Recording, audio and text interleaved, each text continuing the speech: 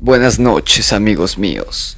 Bienvenidos a este documental que he preparado para ustedes sobre uno de los enigmas más antiguos y famosos de la historia de la humanidad, Pie Grande. Han pasado casi 100 años desde sus primeros registros y aún no tenemos una respuesta clara sobre si este críptido humanoide existe o no. Esta noche, el Grimorio de Riggs se enorgullece en presentar esta pieza de investigación con los datos más relevantes sobre el eslabón perdido. Así que pónganse cómodos y viajemos a las profundidades de los bosques, las tierras del norte, y busquemos a Bigfoot.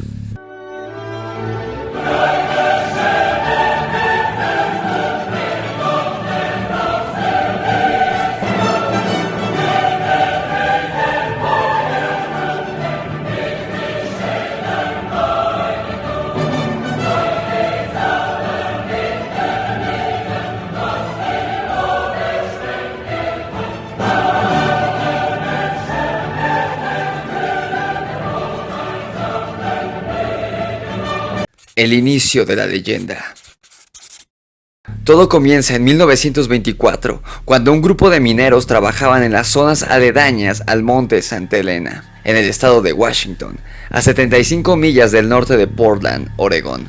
Un día, vieron a una criatura gigantesca, parecida a un simio, asomarse detrás de un árbol. Uno de los mineros le disparó y afirmó haberle dado en la cabeza.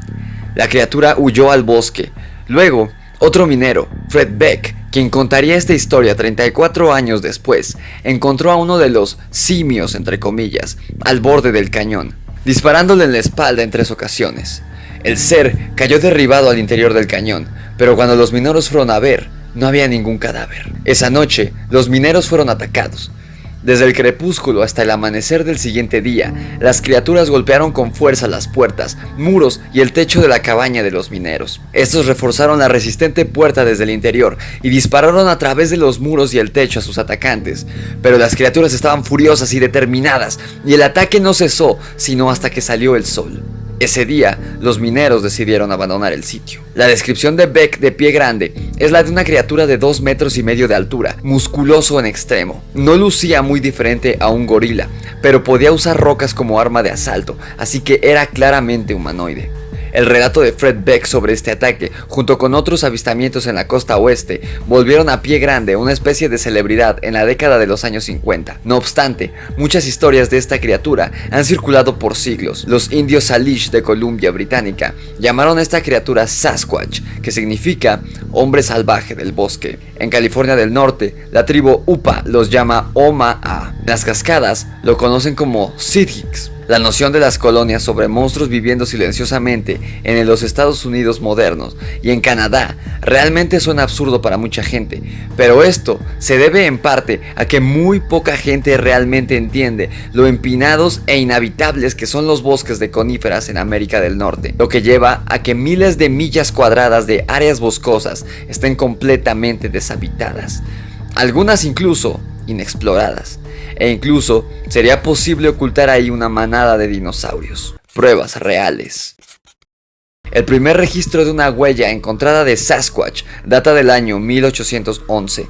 El reconocido explorador David Thompson se encontraba cruzando las rocallosas hacia donde desemboca el río Columbia, a un costado de lo que ahora es Jasper, Alberta, en Canadá. Él y su compañero se toparon con una huella de 20 centímetros, con 4 dedos y marcas de garras. Thompson creyó que se trataba de la huella de un oso grizzly, pero su compañero insistió que no podría ser de un oso, ya que estos tienen 5 dedos.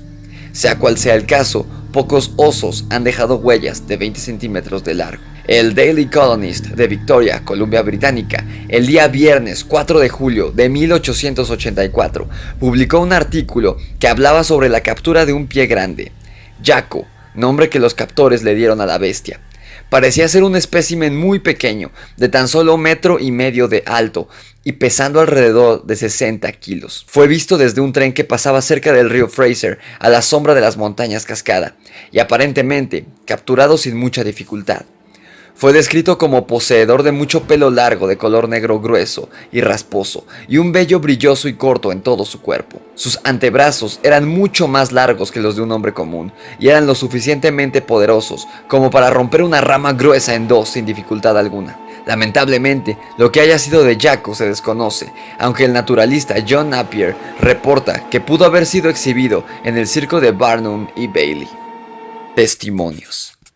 En 1910, Pie Grande fue culpado de un grotesco evento que tuvo lugar en el Valle Nahanni, en los territorios del noroeste. Dos hermanos, de apellido McLeod, fueron encontrados decapitados en dicho valle, que pasó a llamarse Headless Valley, o sea, Valle Decapitado, en honor a este atroz hecho. Parece mucho más probable que los hermanos hayan sido asesinados por indios.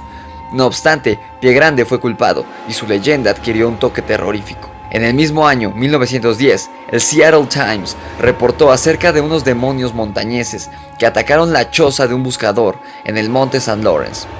Los atacantes fueron descritos como mitad humanos y mitad monstruos, de entre 2 y 2 metros y medio de alto. Según la tribu de los Sihits, el hombre fue creado a partir de los animales, pero el Sasquatch fue dejado en un punto intermedio entre hombre y animal. Una de las historias más destacables de Pie Grande data de 1924, aunque no fue escrita sino hasta 1957, cuando fue dada a la luz por John Green, autor del libro On the Track of the Sasquatch. Albert Ostman, un leñador y obrero, estaba buscando oro cerca de la ensenada Toba, en la Columbia Británica. Un pescador indio le contó historias de la gente grande, como les llamó, que vivían en las montañas. Después de escalar por una semana, levantó su campamento en dirección contraria a Vancouver. Pero despertó en la mañana y se topó con que todas sus pertenencias habían sido ultrajadas. Decidió entonces permanecer despierto esa noche, por lo que al entrar en su bolsa de dormir, solo se quitó las botas y tomó su rifle, metiéndolo dentro del saco. El hombre reporta que después de unas horas despertó porque alguien o algo lo estaba cargando, aún envuelto en el saco de dormir. Primero estaba dormido y no recordaba dónde estaba. Poco a poco recobró el conocimiento y recordó que estaba de viaje durmiendo en su bolsa de dormir, en medio del bosque. Horas después, su captor lo depositó en el suelo y él fue capaz de arrastrarse fuera de su saco de dormir. Se halló entonces frente a una familia entera de Sasquatch, conformada por 4 integrantes. El padre, que medía unos 2 metros y medio de altura, la madre, un hijo adolescente y una hija pequeña. Ostman, el buscador, los describió con sumo detalle. La hembra adulta habrá medido 2 metros, de entre 40 y 70 años de edad, con un peso de entre 500 y 600 libras, más de 200 kilos. Aparentemente no buscaban dañarlo, pero estaban determinados a no dejarlo ir. Posiblemente buscaban que fuera el esposo de la niña, que aún era pequeña y de pechos planos. Pasó 6 días en compañía de esos seres, hasta que decidió disparar su rifle. Mientras sus captores corrieron a cubrirse del disparo, Ostman escapó. Cuando Green, autor del libro, le preguntó a Ostman por qué había guardado silencio por tanto tiempo, él solo respondió que nadie le habría creído. En 1967, un leñador de nombre Glenn Thomas, de Estacada, Oregon, estaba caminando por Tarzan Springs, cerca del monte Round, cuando vio 3 enormes y peludas figuras sacando rocas del suelo y cavando 1,5 metros bajo la tierra. El macho sacó el nido de unos roedores y los devoró. Los investigadores que indagaron sobre su relato encontraron 30 o 40 hoyos en donde habían sido enterradas piedras que pesaban cerca de 100 kilos. Topos y marmotas frecuentemente hibernan debajo de tales rocas, y había muchos de estos animales en el área. Esto nos dice que Pie Grande es un depredador natural de estas especies. La cinta Patterson. En esa época surgió una de las piezas de evidencia más convincentes de la existencia de Pie Grande. En octubre de 1967, 2 jóvenes llamados Roger Patterson y Bob Gimlin estaban en Bluff Creek, al norte de California, cuando fueron arrojados por sus caballos. Estos se habían asustado por una criatura enorme y peluda que caminaba como un hombre. Roger tomó su cinecámara y comenzó a filmarlo.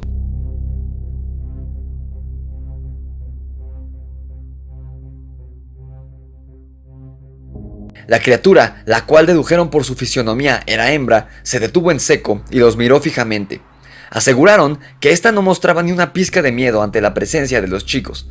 Más bien, los miró debido a que la cámara era algo nuevo para ella. Patterson trató de seguirla, pero la criatura salió corriendo y después de 3,5 millas le perdió el rastro por completo al internarse en el bosque. La cinta, que hoy en día es muy famosa, muestra a una criatura de unos 2 metros de alto, de unas 350 a 450 libras de peso, con pelaje rojizo, con pechos y trasero femeninos. Mientras camina, voltea a ver la cámara, mostrando un rostro cubierto de pelo, y sigue su camino. La parte superior de la cabeza tiene forma cónica. Tanto los gorilas como el yeti, u hombre de las nieves, primo de Pie Grande y de quien hablaremos a continuación, presentan esta característica. Según zoólogos, esto sirve para dar más anclaje a los músculos de la mandíbula, con el fin de romper gruesas ramas que le sirven como alimento. Obviamente hubo muchos científicos que descalificaron la cinta, diciendo que la criatura no era más que un hombre usando un disfraz de mono. No obstante, en su libro More Things, el zoólogo Ivan Sanderson cita a 3 científicos, el Dr. Osman Hill, el Dr. John Napier y el Dr. Joseph Reid, que dicen que no hay nada en la cinta que los lleve a creer, basados en fundamentos científicos, que se trata de una farsa. Además, muestras que se tomaron de las huellas en el lugar de los hechos indican que pertenecían a una verdadera criatura de 2 metros de altura.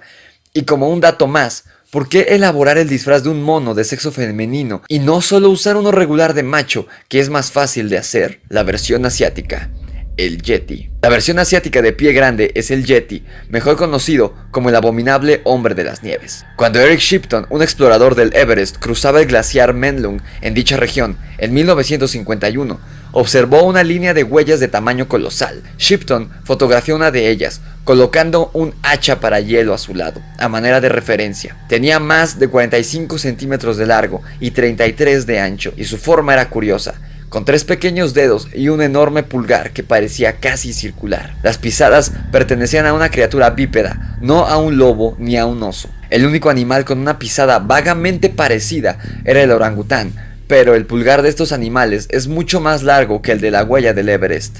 ¿Y qué haría un orangután en el monte Everest? Desde entonces, viajeros europeos que exploraban el Tíbet reportaron leyendas de una titánica criatura parecida a un simio, llamada Meto Kangmi, que se traduciría como asqueroso o abominable hombre de las nieves. Las leyendas cubrieron una gran área, desde el Cáucaso hasta el Himalaya, desde Pamir hasta Mongolia, llegando al lejano este de Rusia. En Asia Central conocen al monstruo como Mete o Yeti, mientras que las tribus de Asia del Este se refieren a estos monstruos como almas. La referencia más antigua en el oeste a esta raza de criaturas peludas parece ser un reporte de 1832, hecho por B.H. Hodgson, un británico que vivía en Nepal. Aseguró que sus cazadores nativos estaban asustados debido a un hombre salvaje, cubierto por largo pelaje oscuro. Más de medio siglo después, en 1889, el mayor L.A. Waddell se encontraba explorando el Himalayas, cuando se topó con gigantescas huellas, a 17,000 pies de altura sobre la montaña. Sus acompañantes le dijeron que se trataba de huellas de Yeti. Una de las autoridades del Departamento de Historia Natural del Museo Británico, T.C.S. Morrison Scott, alegó que las huellas encontradas no eran de Yeti, sino de una criatura llamada langur de Himalaya, que además también posee pelo rojizo y cabeza cónica. Sin embargo, se objetó que el langur, al igual que muchos otros simios, caminan en 4 patas la mayoría del tiempo y tienen 5 largos dedos, no 4 dedos chatos, como los de las huellas encontradas en aquellos años. Una visión un tanto más imaginativa fue la que tomó el zoólogo danés Bernard Hubelmans en una serie de artículos publicados en París en 1952. Apuntó que en 1934 el Dr. Ralph von Kohnigwald había descubierto algunos dientes antiguos en la tienda de un farmacéutico chino en Hong Kong. Cabe mencionar que los chinos utilizaban dientes machacados como medicina. Uno de estos dientes era parecido al de los humanos, un molar, el cual era 2 veces más grande que el molar de un gorila adulto, sugiriendo que su dueño habría sido un ser de más de 3,5 metros de altura. La evidencia sugiere que este gigante, conocido después como Gigantopithecus, vivió hace medio millón de años. Hubelmans sugirió que las huellas encontradas por Shipton habían sido las de un bípedo relacionado con el Gigantopithecus, pero pocos científicos tomaron su teoría en serio. En 1954, el Daily Mail envió una expedición al Himalaya para capturar, o al menos fotografiar, al Yeti. Ninguna de estas 2 cosas se logró, mas sí se obtuvo una información interesante. La expedición descubrió que varios monasterios guardaban cueros cabelludos de Yeti, a lo que se referían como reliquias sagradas. Muchos de estos cueros cabelludos se investigaron y resultaron ser fascinantes. Eran largos y cónicos, cubiertos aún de pelo que incluía una cresta en el medio, hecho de pelo erecto. Uno de estos cueros cabelludos resultó ser falso, siendo una mezcla de partes de varios animales. Algunos pelos de las otras reliquias fue enviado a ser investigado, y resultó ser de un animal desconocido. Parecía que por fin se había probado la existencia del Yeti, pero no fue así. Sir Edmund Hillary se hizo con uno de estos cueros cabelludos, pues era muy estimado en el Tíbet, y se lo dio a Bernard Heuvelmans para que lo examinara. Le recordó mucho a una criatura llamada Cerau del Sur, una especie de cabra que había visto en un zoológico antes de la guerra. Heuvelmans logró comparar el pelo del cuero cabelludo de Yeti con el de un Cerau que tenían en el Royal Institute de Bruselas, y resultó que el pelo pertenecía a uno de estos animales. Esto convenció a muchos escépticos de que el Yeti era solo una leyenda. Teoría de los hombres salvajes. Pero en 1958, en Rusia, un militar de alto rango llamado Vargen Karapetyan contó un relato que vivió en diciembre de 1941, mientras peleaban contra los alemanes. Un grupo de partisanos le pidieron que fuera a revisar a un hombre que habían tomado como prisionero. Le explicaron que debería ir a ver a este prisionero a un granero, pues en cuanto lo metieron a un cuarto cálido, el hombre comenzó a sudar a mares y apestaba horrible. Además, estaba cubierto de piojos. Resultó que este no era un hombre del todo, sino más bien una especie de simio, desnudo, apestoso y desaliñado. Parecía aburrido, ausente e incluso deslumbrado por las luces. No hizo el más mínimo esfuerzo por defenderse cuando Karapetyan le arrancó algunos pelos de su cuerpo. Más bien, sus ojos parecían pedir piedad. Era obvio que no entendía su lenguaje. Finalmente, Karapetyan se fue, dejando el asunto del hombre mono en manos de sus partisanos. Unos días más tarde, le dijeron que el ser había escapado. Esto podría tratarse de un invento, pero el reporte del ministro del Interior de Dagestán lo confirmó como una realidad. El hombre salvaje había sido llevado a la corte marcial y ejecutado por ser un desertor. A todo esto, la doctora Myra Sheckley, lectora de arqueología en la Universidad de Leicester, cree conocer la respuesta a la incógnita de Pie Grande. Ella está convencida de que Sasquatch, Yeti o como se llame, es un hombre de Neandertal. Esta conclusión la comparte Odette Kerin, en base a la evidencia soviética. El hombre de Neandertal es el predecesor del hombre moderno. Parece que apareció por primera vez hace 100.000 años sobre la Tierra. Era más pequeño que el hombre actual y con una mandíbula simiesca y una frente prominente. Vivía en las cuevas. Esto lo sabemos por las pilas de huesos de animales descubiertas en el interior de estas. Esto a su vez sugiere que el estilo de vida de la mujer de Neandertal era el de ama de casa desasiada, cuya habitación apestaba a carne podrida.